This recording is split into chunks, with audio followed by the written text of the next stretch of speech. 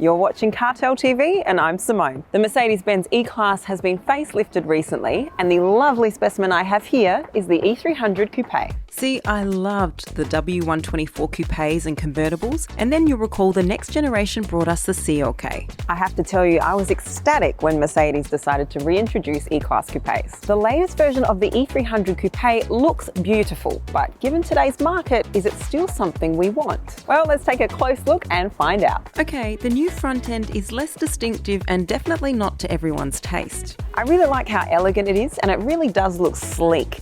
And I have to admit, it's not as in your face as the front of a high-end coupe could be. Still, we get this lovely bonnet. I really love these subtle creases that Mercedes is pushing, and also a nice classic grille with a more modern and sporty bumper. Not bad by any means, perhaps just not as aggressive as it could have been. The side view is just stunning. I love the side silhouette of Mercedes coupes, and the E Class Coupé is absolutely gorgeous from the side. It has that classic elegance vibe that never gets old. See, a few years back, Mercedes hit a sweet spot between retro and modern, and they've been milking it ever since.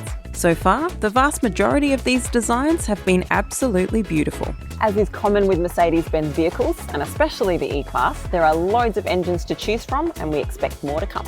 The one I have here powering the E300 is a 2-litre turbo petrol with 190 kilowatts of power and 370 newton meters of torque. Okay, I know, it's a 300 with a 4-pot, but we'll survive, and that power figure will more than help us do the job. It's paired with a 9-speed automatic that's really one of my favourite gearboxes nowadays. I drove it in an S400D and I loved how it worked with that massive diesel torque. Here it will be even more beneficial, as it will help us keep the revs in their most comfortable ranges very efficiently.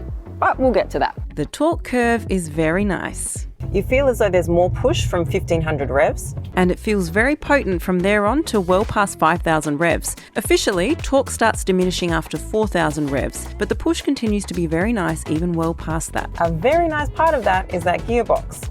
With so many gears and fast yet smooth shifts, is wonderfully unobtrusive, and yet it makes the most of that engine. Now, 190 kilowatts is rather nice, but it's not massive. But the car pulls with ease, overtakes easily, and feels zippy at all times. It's also fun to drive, with great response from the engine, and honestly, enough power not only to shuttle you around, but also to put a smile on your face every now and then. However, if you want to feel that oomph in terms of power, you need to go for 6-pot versions, or ideally, for that lovely M177 twin-turbo V8 found in the AMG 63 models. But that one is a whole different story for another review. Depending on the trim, there are several suspension options as well, and even the standard suspension is adaptive, reacting to the information it gets and adjusting its operation accordingly. Higher trim levels get suspension options that you can adjust yourself to suit your driving style, including adaptive air suspension. I have to say, even the standard one is very nice. It's stiff enough for when you push the car hard around corners, and yet it provides great comfort over undulations. You will feel really bad roads, no doubt about that, but in most cases the E300 will be a comfortable luxury coupe.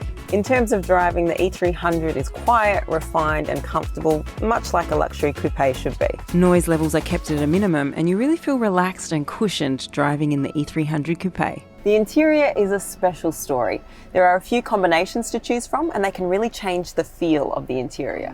Although I wish I had a lighter interior here, this wood finish is pure luxury, and there are many cool interior combos to choose from.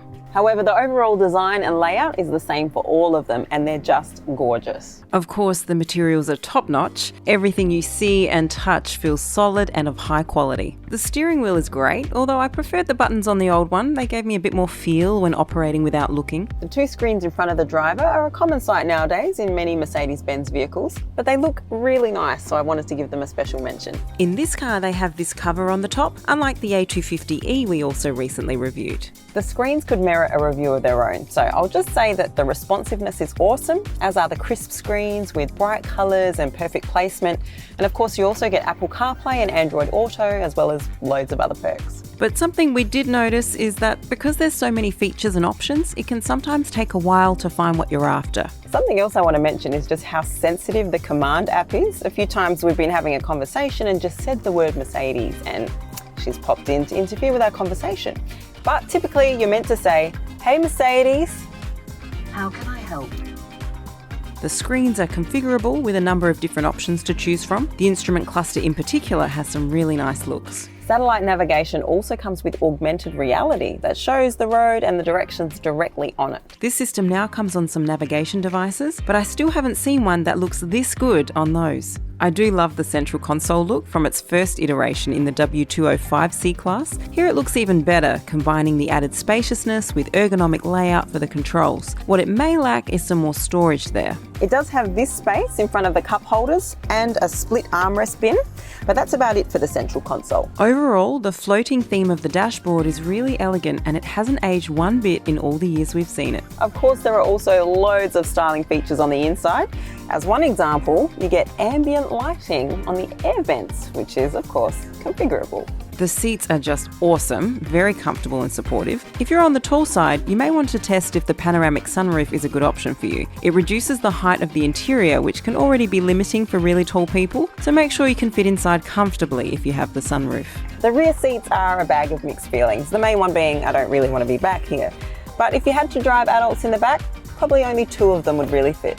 However, it does offer more space in the back than most cars in this class. In many of them, the rear seats are just for show, or children at best. Not here. Look, don't get me wrong, you can drive adults in something resembling comfort back here. And that's more than I can say for the C Class Coupé, for example. The boot is smaller than in the sedan, but it's actually quite accommodating. 2 people should have no problem fitting their suitcases here with space to share. The seats also fold to give even more space, although in that case, you won't get the floor completely flat. When it comes to safety features, well, it's an incredibly safe vehicle, and with Mercedes, there are a range of packages you can add to the E300 that give you even more reassurance. The E300 Coupé is a niche vehicle. The few problems that I mentioned, like the limited comfort in the rear and non-flat boot floor with the folded seats, are not something most people who buy a coupé will mind or care about at all. What they will care about is comfort, luxury, technology, prestige, and image. The E300 Coupé delivers on every single one of those fronts. Pricing for the E300 starts at $117,000, and by the time you add some of the extra packages and features that we have here,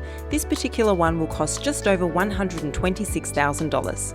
Now, given that I'm in a luxury coupé, the only real drawback I feel with this particular vehicle is the fact that I'd rather have a more powerful version, not because it's practically necessary, as 190 kilowatts of power is plenty, but because if I had to get a car in this category, I'd want the best performer.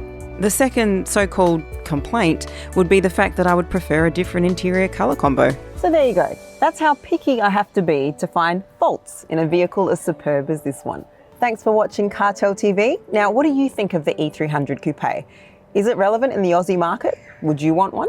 Let us know in the comments below and you'll see me in my next video.